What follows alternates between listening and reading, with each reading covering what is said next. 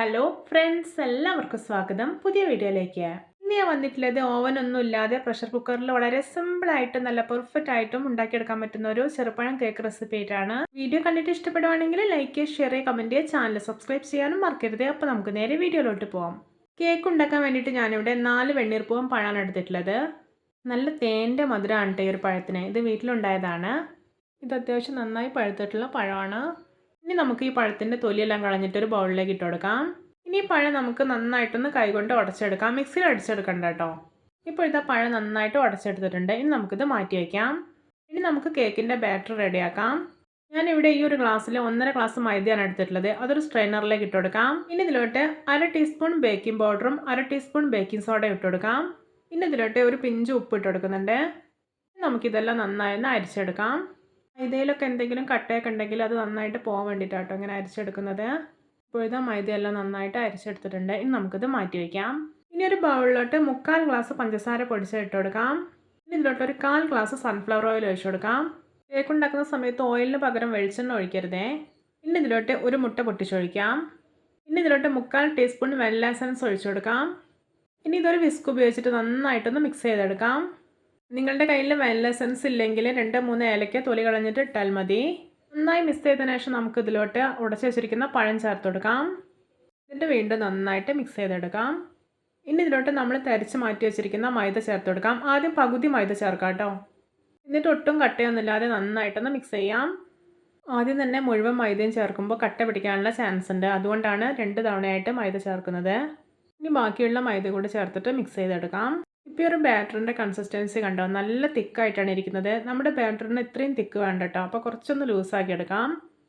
അതിനായിട്ട് നമുക്കിതിലോട്ട് 1/4 ഗ്ലാസ് തിളപ്പിച്ച പാൽ ഒഴിച്ചു കൊടുക്കാം. ഇത് 2 തവണയായിട്ട് ഒഴിച്ചിട്ട് മിക്സ് ചെയ്യാം. അപ്പോഴേ ശരിക്കുള്ള പാകം അറിയാൻ കഴിയൂ. ഇപ്പോൾ ഇതാ ഞാൻ 1/4 ഗ്ലാസ് പാൽ മുഴുവനായിട്ട് ഒഴിച്ചിട്ട് ബാറ്റർ മിക്സ് ചെയ്തെടുത്തിട്ടുണ്ട്. ഇപ്പോൾ ഒരു ബാറ്ററിൻ്റെ കൺസിസ്റ്റൻസി കണ്ടോ, അത്യാവശ്യം തിക്കായിട്ടാണ് ഇരിക്കുന്നത്. ഈ ഒരു പാകമാണ് വേണ്ടത്. ഇനി നമുക്കിതിലോട്ട് കുറച്ച് കറുത്ത മുന്തിരി ഇട്ട് കൊടുക്കാം. എന്നിട്ടൊന്ന് മിക്സ് ചെയ്തെടുക്കാം. ഇപ്പോൾ ഇതാ നമ്മുടെ കേക്കിൻ്റെ ബാറ്റർ ഇവിടെ റെഡി ആയിട്ടുണ്ട്.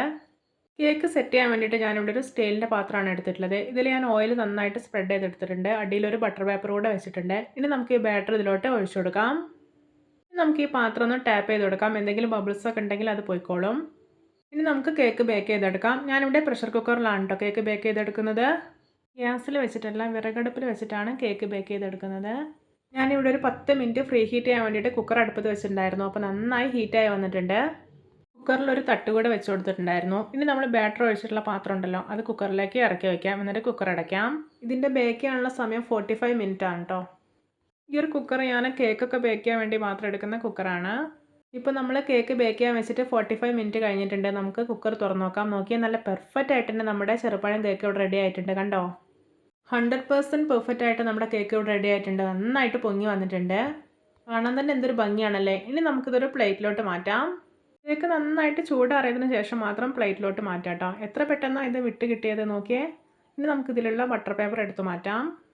കണ്ടോ, ഇതിൻ്റെ അരികൊക്കെ മൊരിഞ്ഞ് ഉള്ളൊക്കെ എന്തോരം സോഫ്റ്റ് ആയിട്ട് ഇരിക്കുന്നതെന്ന് അറിയോ. ഓവനോ ബീറ്ററോ ഒന്നും ഇല്ലാതെ വെറും ഒരു പ്രഷർ കുക്കറിലാണ് നമ്മൾ ഈ ഒരു കേക്ക് റെഡിയാക്കി എടുത്തിട്ടുള്ളത്. എത്ര സിമ്പിളാണല്ലോ ഉണ്ടാക്കാനായിട്ട്. ഈ ഒരു കേക്കിൽ ഏറ്റവും മുന്നിട്ട് നിൽക്കുക ഒരു പഴത്തിൻ്റെ ടേസ്റ്റാണ് കേട്ടോ. ഏത് മൈസൂർ പഴം വേണമെങ്കിലും നിങ്ങൾക്ക് എടുക്കാം. ഇനി നമുക്കിതൊന്ന് കട്ട് ചെയ്ത് നോക്കാം. കേട്ടോ, നല്ല സോഫ്റ്റ് ആയിട്ടായിരിക്കുന്നത്. എന്തൊരു രുചിയാണെന്നറിയാം ഇത് കഴിക്കാനായിട്ട്. വളരെ ഈസി ആയിട്ട് ഉണ്ടാക്കിയെടുക്കാൻ പറ്റുന്ന ഈ ഒരു ചെറുപ്പഴം കേക്ക് റെസിപ്പി നിങ്ങൾ എന്തായാലും ട്രൈ ചെയ്ത് നോക്കണേ.